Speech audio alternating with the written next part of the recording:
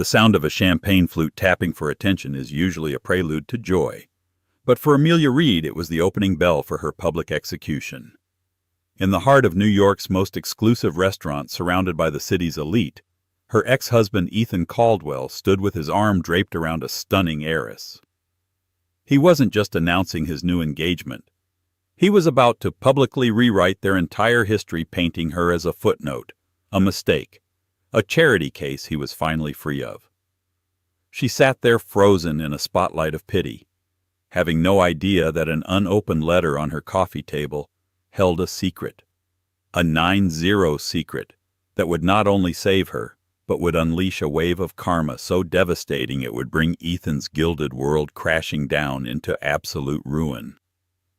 The air in Per Se, a restaurant perched high above Columbus Circle, was thick with the scent of white truffles and self-congratulation. It was a place where fortunes were discussed in hushed tones and reputations were made or broken over a $400 tasting menu. For Amelia Reed, it felt like a different planet. She clutched her simple black clutch, the worn leather a stark contrast to the glittering Chanel and Hermes bags on the surrounding chairs. Ethan had invited her. An amicable divorce celebration, he'd called it on the phone, his voice dripping with a magnanimity she knew he didn't possess. A final toast to our shared past before we both move on to bigger and better things, he'd said. Bigger and better things for him, she knew. For her, it meant moving from their shared Upper East Side apartment to a cramped studio in Queens with a window overlooking a brick wall. He'd insisted she come, framing it as a chance for closure. Against her better judgment and the frantic warnings of her best friend Chloe, Amelia had agreed. A small, naive part of her hoped it might be a genuine olive branch, a final moment of civility. She saw him across the room holding court. Ethan Caldwell was a man sculpted by ambition. His tailored Tom Ford suit fit him like a second skin. His smile was a weapon, and his eyes had the cold, predatory gleam of the Wall Street shark he was rapidly becoming. Beside him was Isabella Vance, daughter of a real estate tycoon, a woman who looked less like she was born with a silver spoon in her mouth and more like she'd had it surgically attached.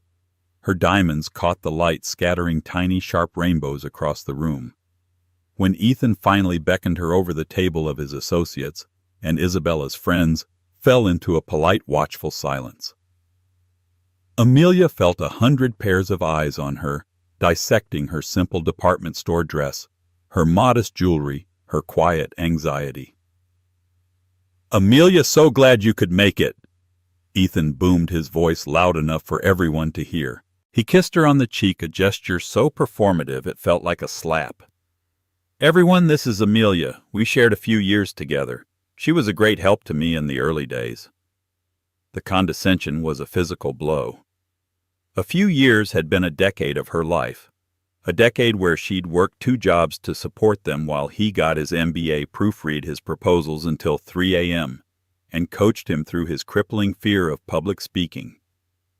A great help was the ultimate understatement for the woman who had built the scaffolding for his entire career. She smiled weakly, murmuring hellos. Isabella didn't even stand.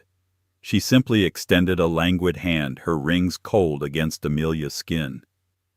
"So lovely to finally meet you." Isabella purred, her tone suggesting the exact opposite. "Ethan has told me so much about you." The meal was an exercise in torture. The conversation swirled around them. Trips to Gstaad, IPOs, the Hamptons summer circuit, a language from a world Amelia had only ever glimpsed through the window Ethan had briefly opened for her. He would occasionally throw a patronizing comment her way. "Amelia's more of a homebody, aren't you, sweetie? She loves her books." The table would chuckle politely, as if at a quaint zookeeper's observation. Then came the moment. Ethan stood tapping his champagne flute with a knife. The restaurant chatter dimmed. "Friends, colleagues," he began, his arm tightening around Isabella's bare shoulders. "Thank you for joining us tonight. As many of you know, the last year has been one of incredible transition and growth for me. I've shed some unproductive assets." He glanced at Amelia, a flicker of a smirk on his lips. The table caught it. A few of his finance bros snickered, and acquired some truly invaluable ones. He looked down at Isabella, his voice softening into a rehearsed romantic cadence. Isabella, you are my future. You are the partner I deserve, a woman who inspires me, who challenges me, who matches my ambition. He reached into his pocket and produced a velvet box. Inside was a diamond that looked like a shard of a fallen star.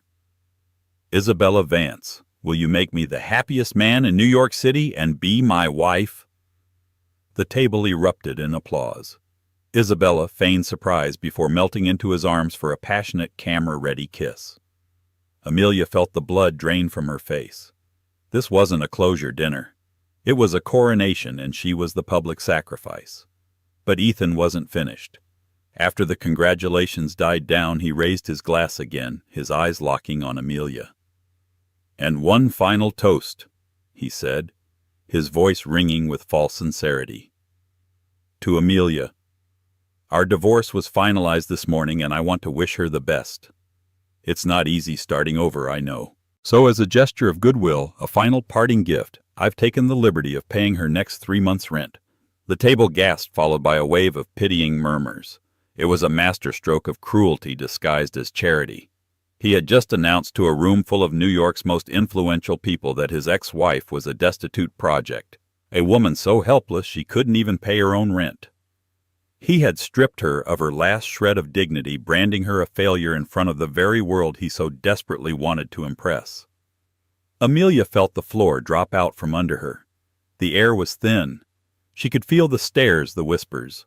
She saw Isabella's triumphant smile over Ethan's shoulder. She wanted to scream, to throw a drink, to vanish. Instead, she did the only thing she could. She stood up, her legs trembling. "Congratulations," she whispered, her voice hoarse. "I wish you both everything you deserve." She turned and walked away, not daring to run. Every step was an agony. She could feel their eyes on her back, her departure serving as the final perfect piece of theater for Ethan's grand performance. She didn't stop walking until she was on the subway platform, the screech of the train wheels a welcome scream that drowned out the sound of her own shattering heart. She rode the train back to her tiny empty apartment in Queens, the public humiliation clinging to her like a shroud. On her worn coffee table sat a pile of mail, including a thick cream-colored envelope with a prestigious law firm's crest embossed in the corner. In her despair, she ignored it, unaware that it was not an ending, but a cataclysmic beginning. For 2 days, Amelia existed in a gray fog. She didn't answer Chloe's frantic calls. She didn't eat. The memory of the restaurant, of Ethan's cruel, pitying smile played on a loop in her mind. His gift of 3 months' rent was the most exquisitely painful part.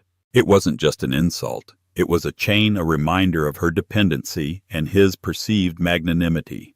She was Amelia Reed, the charity case.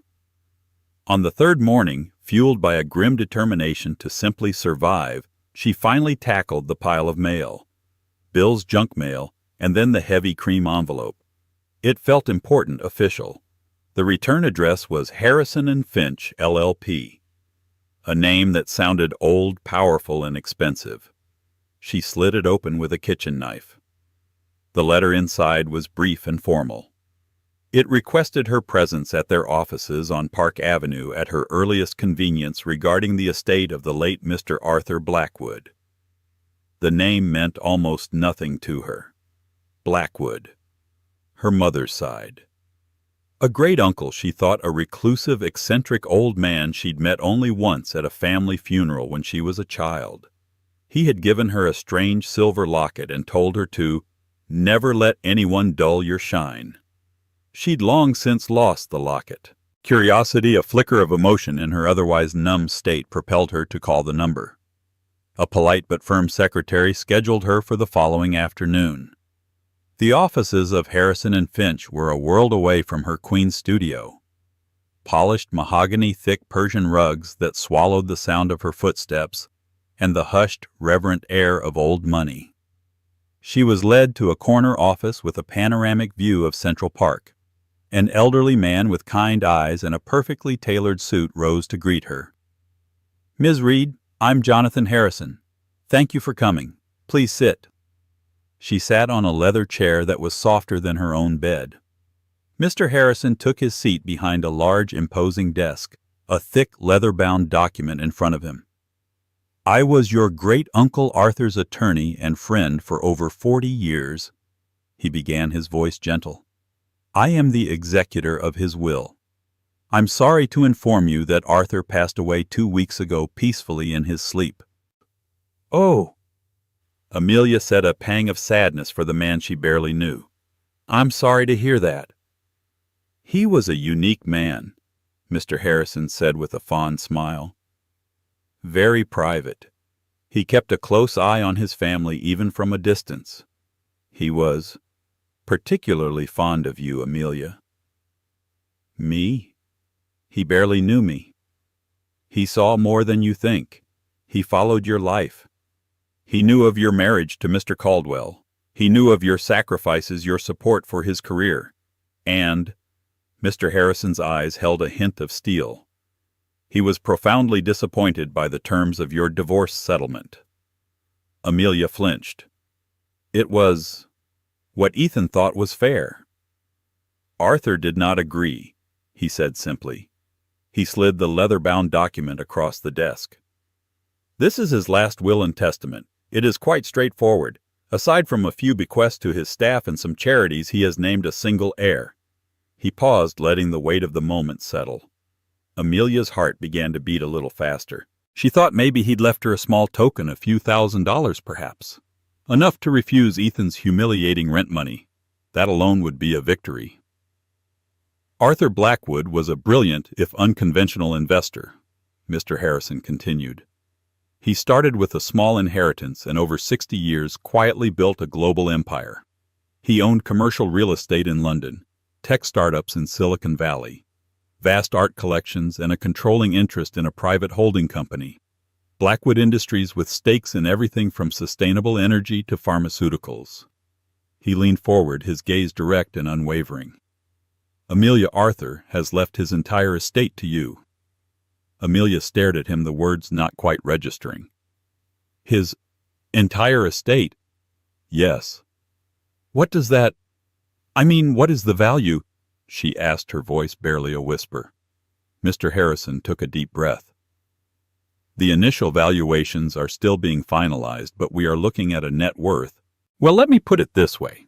The liquid assets, stocks, and cash holdings alone are in excess of $800 million. Amelia felt the air leave her lungs. Her vision swam. 800 million. The number was nonsensical and abstraction. But that's not all, he said, his voice dropping slightly.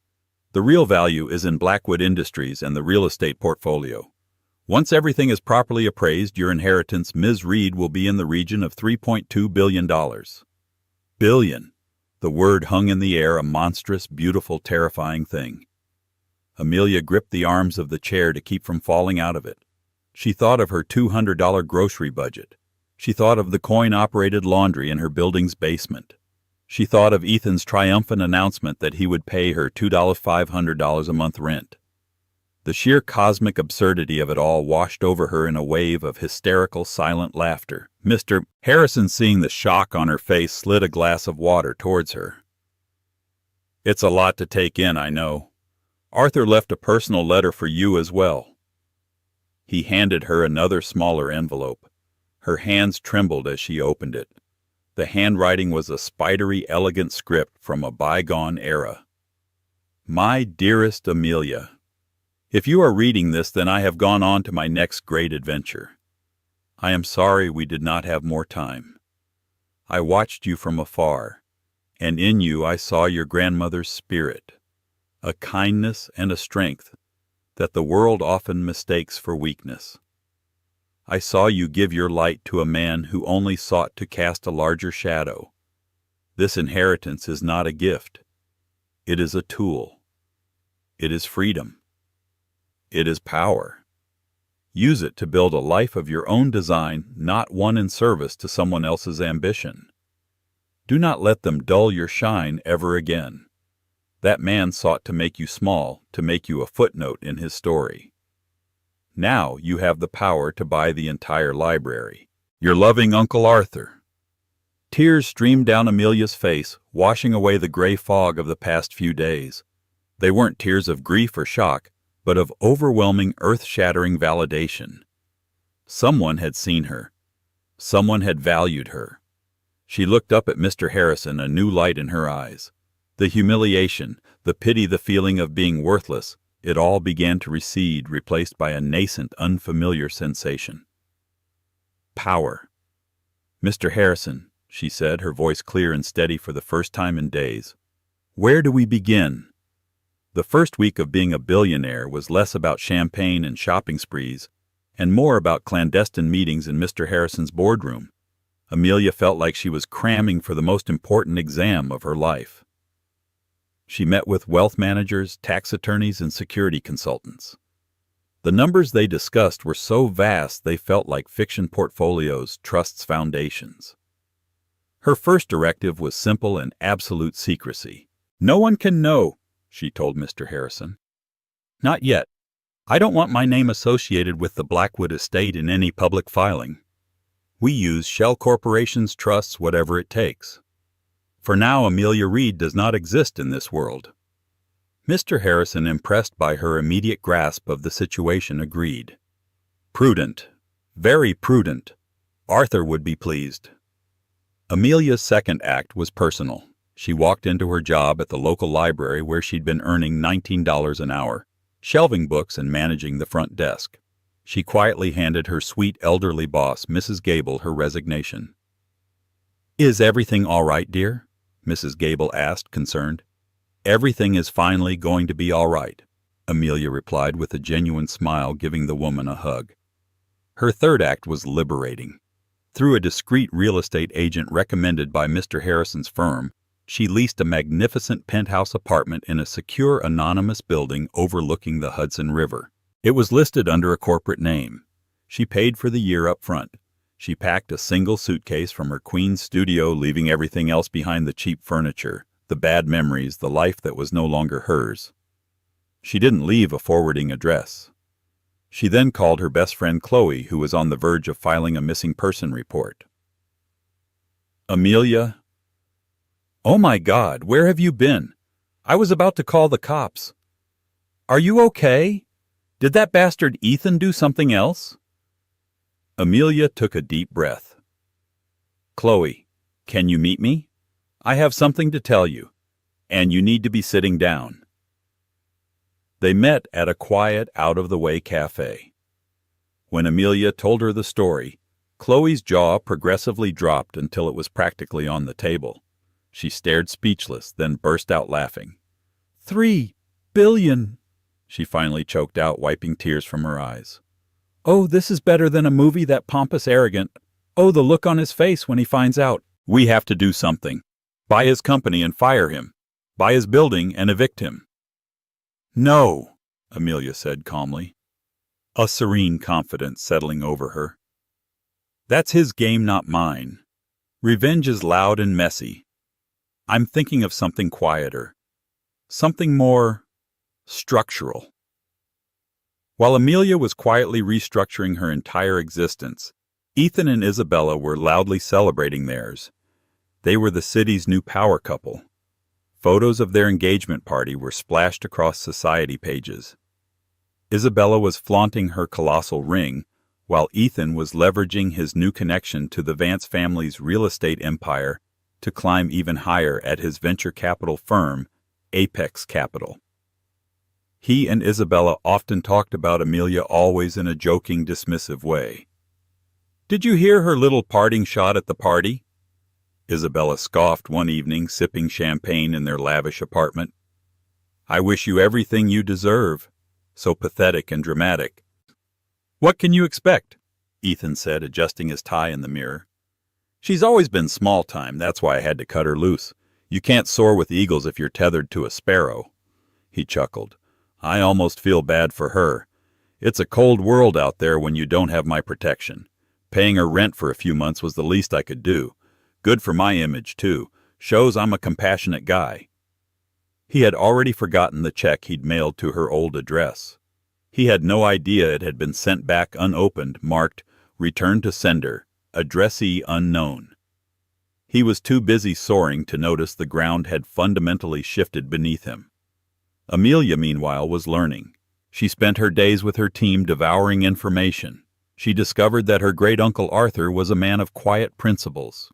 He invested in companies that were innovative and ethical. He avoided the cutthroat slash-and-burn tactics favored by men like Ethan. Arthur built things.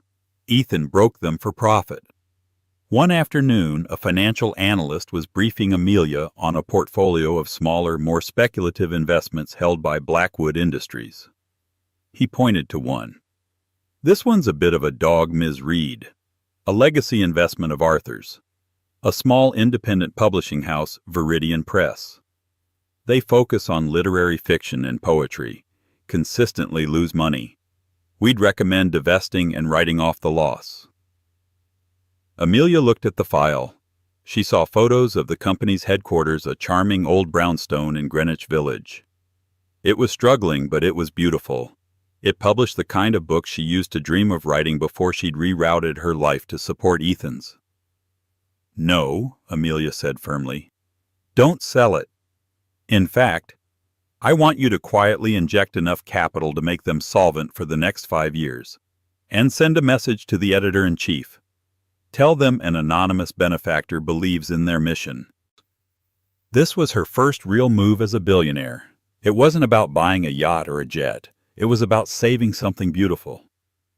It was the first brick she laid in the foundation of her new life. She was moving her pieces across the board, setting up a new game Ethan didn't even know he was playing. The sparrow, it turned out, was learning to command a fleet of eagles.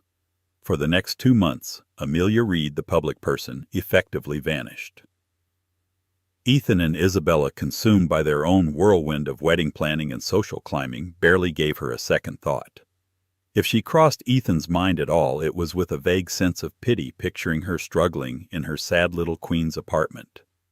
Amelia, however, was undergoing a profound metamorphosis. Guided by Mr. Harrison and a hand-picked team, she wasn't just learning to manage wealth. She was learning to wield it. She hired a quiet, unassuming stylist who helped her build a wardrobe that was elegant and understated, a reflection of quiet confidence rather than flashy branding. She started working with a personal trainer, the physical exertion, a welcome outlet for the years of pent-up frustration. The changes weren't just external. The timid, accommodating woman who had walked out of per se was being replaced by someone more deliberate, more composed. The money hadn't changed her core kindness, but it had forged an armor of self-worth around it. Her first public ripple was not a splash, but a carefully calculated tremor. One of her financial advisors brought a real estate deal to her attention. A developer was trying to buy up an entire block in the West Village to tear it down for a luxury glass and steel condo tower. Several small businesses were being forced out, including a beloved 70-year-old independent bookstore called The Last Chapter. Amelia remembered spending hours in that store when she was younger, losing herself in the stacks. It was a place of magic and history. "Who's the developer?" she asked, her tone casual. The advisor checked his tablet. "A subsidiary of Vance Real Estate in partnership with a VC firm called Apex Capital. It's a big project for them." Amelia's heart gave a little jolt. Isabella's father. Ethan's firm. Of course. They weren't just building a condo. They were erasing a piece of the city's soul for profit. "I see," she said, a slow smile spreading across her face. "Mr. Harrison, I'd like to make a counteroffer on that entire block." "The whole block, Ms. Reed?" he asked, raising an eyebrow. "The whole block," she confirmed. "Use a holding company from the Blackwood portfolio. Offer them 30% above the current bid. All cash. Close in 7 days. And make sure the offer is completely anonymous. The seller is to be known only as the Reed Foundation." It was the name she had chosen for the charitable arm of her new empire. The deal was a thunderclap in the New York real estate world. An unknown, massively funded entity swooping in and snatching a prime development block out from under Vance and Apex Capital was unheard of. The sellers thrilled with the massive premium accepted immediately. The news reached Ethan via a furious phone call from his future father-in-law, Marcus Vance. "What the hell happened, Caldwell?" Marcus boomed. "My team said Apex had the financing locked down. Now some ghost foundation comes out of nowhere and snipes the whole project. It makes us look like amateurs." Ethan was stunned. "The Reed Foundation, I've never heard of them. Let me make some calls." He spent the next day digging but hit nothing but brick walls. The foundation was a ghost, its funding sources hidden behind layers of impenetrable legal and financial structures. All he knew was that they had a seemingly bottomless well of cash and had just cost his firm and his fiancée's family millions in potential profit. He was humiliated and furious. A week later, a story appeared in the New York Times. It reported that the mysterious Reed Foundation, the new owner of the West Village block, had announced its plans. There would be no condo. Instead, the foundation was granting 100-year leases to all the existing small business tenants, including the Last Chapter bookstore, for the symbolic price of $1 per year. Furthermore, the foundation was investing millions to restore the historic facades of the buildings. The story was a PR sensation. The city hailed the anonymous philanthropist as a hero, a savior of New York's cultural heritage. Chloe sent the article to Amelia with a string of champagne-popping emojis. "Buying the library indeed, I love this game." Amelia read the article from her penthouse, a quiet sense of satisfaction warming her. It wasn't revenge. It was better than revenge. It was restoration. It was using her power to protect the things that people like Ethan saw as obstacles to progress. Ethan read the same article in his office at Apex Capital, his knuckles white as he gripped his phone. "The Reed Foundation," he muttered. The name gnawed at him. Reed. It had to be a coincidence. It was a common enough name. It couldn't possibly be her. The thought was so ludicrous, so utterly impossible, that he dismissed it immediately. Amelia Reed was probably struggling to buy groceries. The idea that she could command the kind of capital to pull off a move like this was laughable. Still, for the first time in his life, a project he had deemed a sure thing had been derailed by a force he couldn't see and didn't understand. A tiny hairline crack appeared in the foundation of his perfect, invincible world. He didn't know it yet, but it was the first tremor of a coming earthquake, and its epicenter was the very woman he had so gleefully discarded and humiliated. The annual Metropolitan Arts Gala was the apex of the New York social calendar, a glittering affair where finance, fashion, and fame collided. For Ethan and Isabella, it was their official debut as the city's ultimate power couple. Isabella was draped in a custom Oscar de la Renta gown, her Vance family diamonds glittering at her throat. Ethan, in a bespoke tuxedo, looked every bit the master of the universe. They posed for the paparazzi on the steps of the Met, a perfect picture of wealth and influence. Inside, they worked the room schmoozing with bank CEOs and tech moguls. Ethan was in his element, dropping names and closing deals between sips of champagne. Halfway through the evening, a subtle shift occurred in the room's energy. A low murmur started near the grand entrance and spread like a wave. Heads began to turn. Conversations trailed off. Ethan, annoyed by the distraction, turned to see what the commotion was about. And then he saw her. Amelia Reed was standing at the top of the grand staircase. But it wasn't the Amelia he knew. The mousy, hesitant woman from the restaurant was gone. This woman was poised radiant. She wore a simple, breathtakingly elegant sapphire blue gown by a couturier so exclusive it made Isabella's designer dress look common. Her only jewelry was a magnificent diamond necklace that had once belonged to a European royal, a piece from Arthur Blackwood's private collection. Her hair was styled in a classic chignon, and her expression was one of serene, unassailable confidence. She wasn't alone. On one side was the highly respected Jonathan Harrison. On the other was a handsome, distinguished man Ethan recognized with a jolt, Julian Croft, the world-renowned architect, and a notoriously private figure who rarely attended such events. Isabella saw her at the same moment. "My God!" she breathed, her perfectly made-up face a mask of disbelief. "Is that your ex-wife? What is she doing here?" Ethan was frozen, his mind refusing to process the scene. It made no sense. How could Amelia afford the ticket, let alone the dress? Who was she with? It was like watching a character from a sitcom wander onto the set of a prestige drama.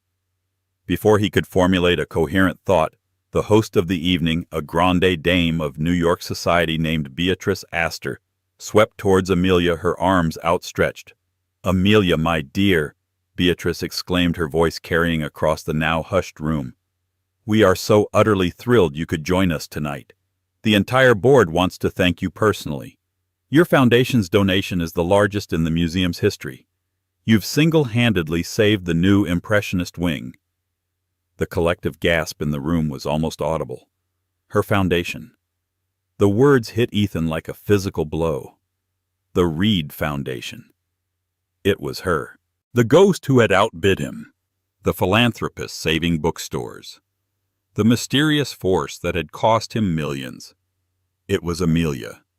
His meek, unassuming starter wife, Amelia. The floor seemed to tilt beneath his feet. He saw people around him, people he had spent years trying to impress, staring at Amelia with awe and respect. They were looking at her the way he had always wanted them to look at him. Isabella was piecing it together as well, her face contorting with a mixture of fury and envy. Her foundation? What is going on, Ethan? You told me she was nobody. You told me she was broke. Amelia began to descend the staircase, moving with an unhurried grace. As she passed people, they parted for her. She nodded politely, her smile calm and genuine. Her eyes swept the room, and for a brief electric moment they met Ethan's. There was no malice in her gaze, no triumph. There was just a quiet dismissal. It was the look one gives to a stranger, a piece of furniture, something utterly irrelevant. In that single fleeting glance he understood. She wasn't just wealthy, she was powerful. And in her world he no longer mattered. That look was more devastating than any public shouting match could ever have been. It vaporized his ego. He felt a desperate primal urge to reassert control, to put her back in the box he had created for her. He started towards her, dragging Isabella by the arm. "Amelia," he said, his voice strained. He tried for a casual, friendly tone, but it came out as a strangled croak. "Fancy seeing you here. You're looking well." Amelia turned to him fully. The proximity was dizzying. He could smell her perfume. It was subtle and expensive. "Ethan, Isabella," she said, her voice even and cool. "Good evening." "What is all this?" Ethan demanded, his composure cracking. "The Reed Foundation. The museum donation. Where did you get that kind of money?" Amelia simply smiled. "I came into a family inheritance." It was the simplest truth and the most brutal. It meant her success had nothing to do with him. Isabella, recovering her venom, stepped forward. "An inheritance. How convenient. I suppose you think a little money makes you one of us now. You're still the same pathetic girl from Queens, just in a prettier dress." Before Amelia could respond, the architect Julian Croft stepped slightly in front of her, a protective gesture. "I believe you are at the wrong party," he said to Isabella, his voice low and firm. "This is a celebration of art and philanthropy, not pettiness and envy." Ethan felt a surge of pure, unadulterated rage. This man defending his Amelia. He wanted to grab him to shout, but he was surrounded by the city's elite. He was trapped. Amelia placed a calming hand on Julian's arm. She looked directly at Ethan, her eyes clear. "Ethan, the last time we spoke you wished me everything I deserve. As it turns out, I got it. I truly hope the same for you." She then turned her back on them, a final effortless dismissal, and allowed Julian to guide her towards the museum's chairman. The crowd closed around her, welcoming her into their inner circle, leaving Ethan and Isabella standing alone in her wake, looking like intruders at their own party. The spell was broken. Everyone had seen the exchange.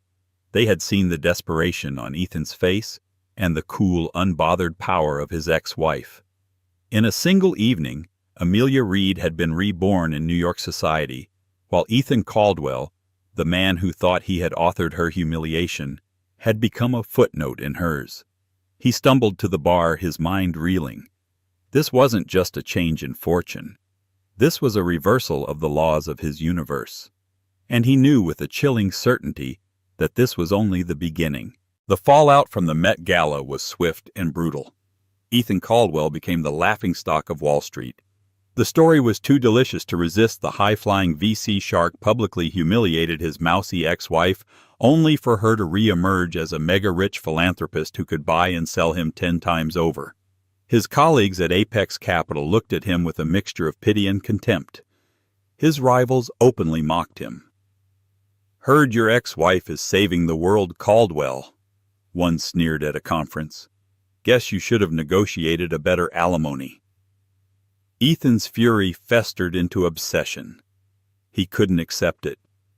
In his mind, Amelia's success was an affront, a cosmic error that needed to be corrected. He became convinced she was trying to destroy him. Every setback, every deal that went sour, he attributed to her shadowy influence. Isabella, meanwhile, was incensed. Her social standing was now tainted by her association with the man Amelia Reed had so spectacularly eclipsed. "You have to fix this, Ethan," she shrieked at him constantly. "You told me she was nothing. Now she's the talk of the town, and I look like the fool who married her sloppy seconds." Desperate to regain his status and prove he was still a major player, Ethan poured all his energy and capital into a single massive deal, the Helios project. It was a hugely ambitious, high-risk venture to build the world's largest solar power array in the Nevada desert. It required a colossal amount of funding, and Ethan had staked his reputation, his firm's capital, and a significant amount of Marcus Vance's money on making it happen. The final piece of the puzzle was securing a $500 million investment from a notoriously private old-money European investment fund called Argentum International. With Argentum on board, the project would be a go, and Ethan would be hailed as a visionary, catapulting him into the stratosphere of global finance. He spent weeks preparing his pitch, flying to Zurich and London, wining and dining Argentum's executives. They were tough, meticulous, and old school. But finally, after grueling negotiations, they gave him a verbal commitment. The deal was all but done. The contracts were being drawn up. Ethan felt the familiar rush of invincibility return. This would show them all. This would show Amelia. He would be bigger than her foundation, more powerful than her inherited money. A week before the deal was set to close, he was in a celebratory dinner with his team. His phone rang. It was the lead banker from Argentum. "Ethan, we have a problem," the banker said, his voice cold and distant. "A major problem." "What are you talking about, Klaus?" "We have a deal." "We had a deal," Klaus corrected him. "The final decision had to be ratified by our primary shareholder. It's usually just a formality." "And?" Ethan asked, a knot of dread tightening in his stomach.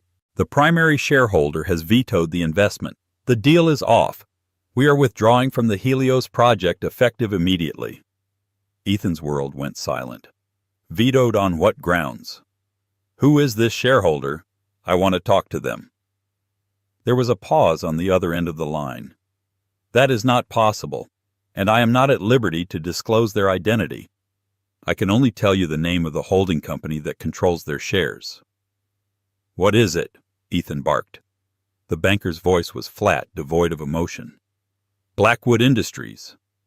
The name slammed into Ethan with the force of a physical impact. Blackwood. The name from Amelia's story. The source of her inheritance. He hung up the phone, his hands shaking. It couldn't be a coincidence. It was her. She had torpedoed his deal, his masterpiece, his salvation.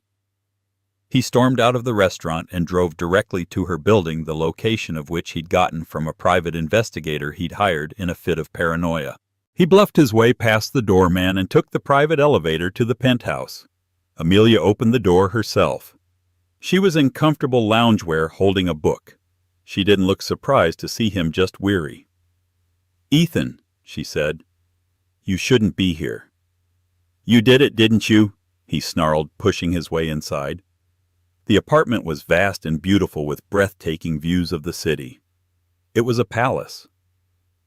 "You killed the Helios deal you told your people at Argentum to pull out." Amelia looked at him, her expression calm. "Blackwood Industries is a primary shareholder in Argentum, yes. They have been for 50 years.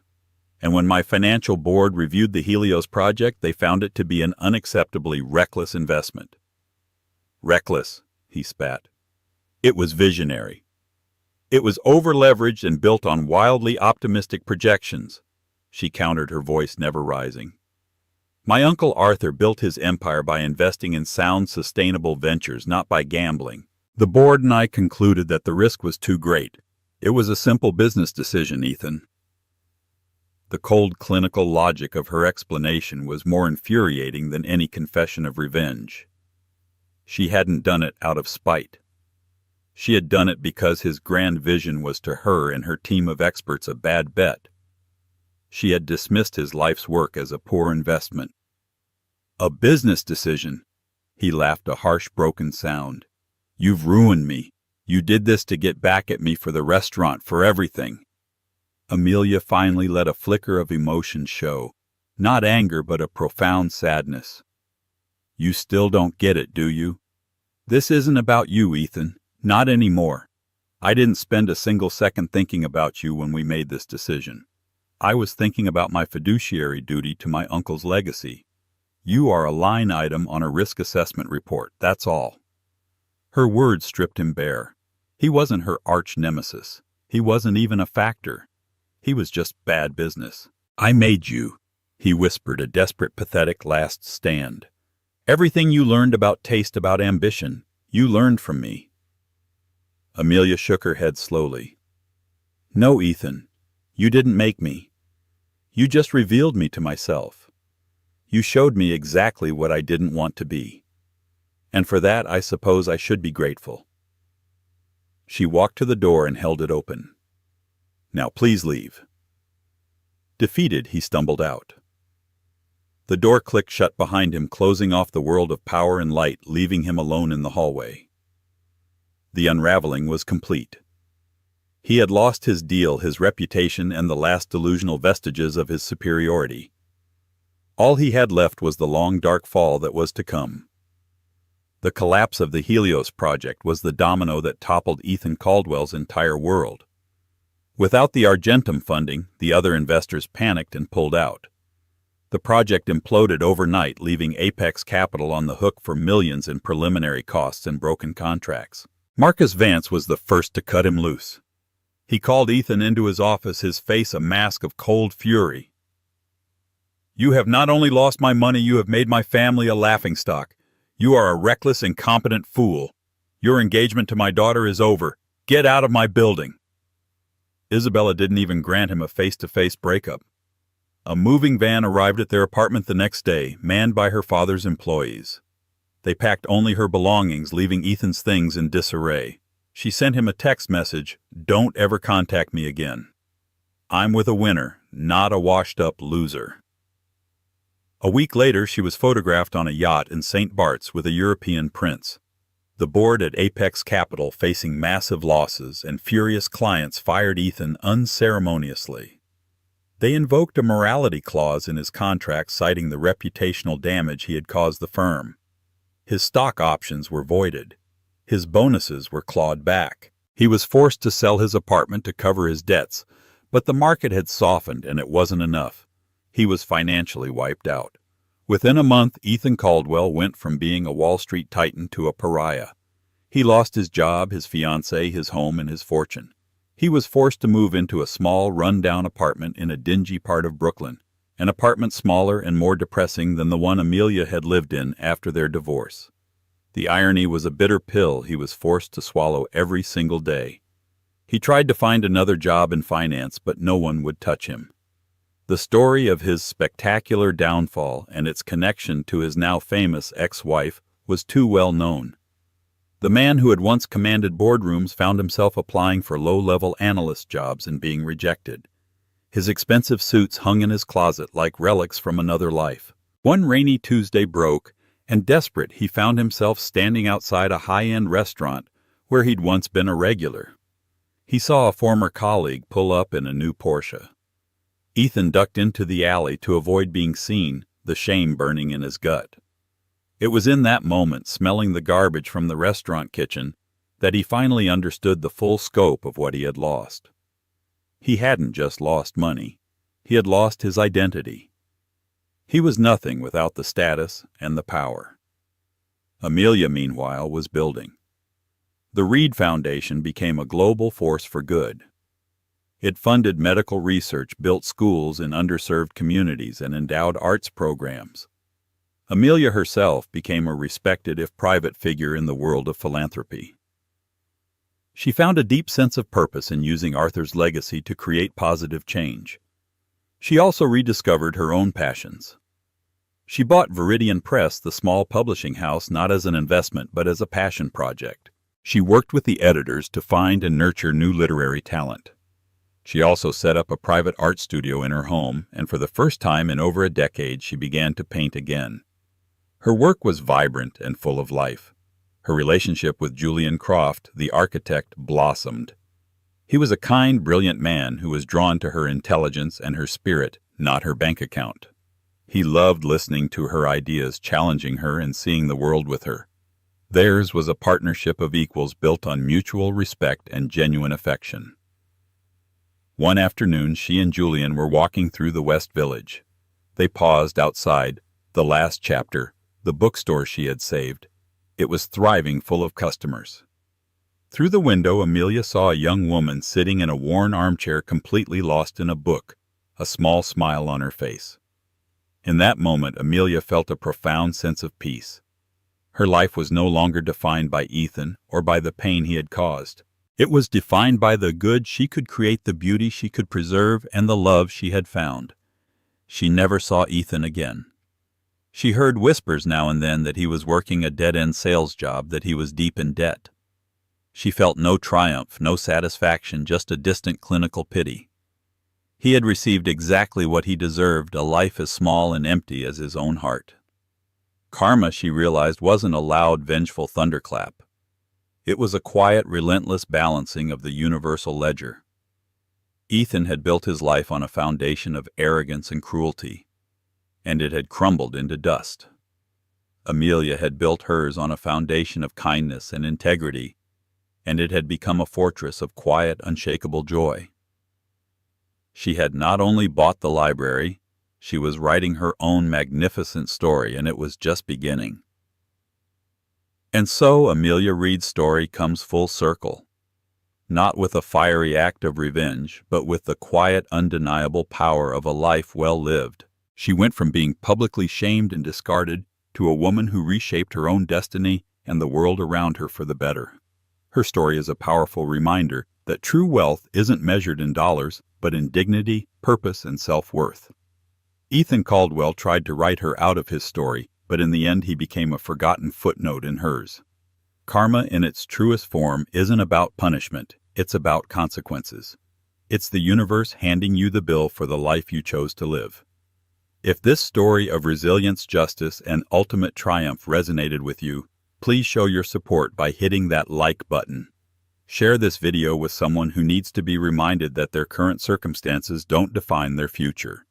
And most importantly, subscribe to our channel and turn on notifications so you don't miss our next story. What are your thoughts on Amelia's journey?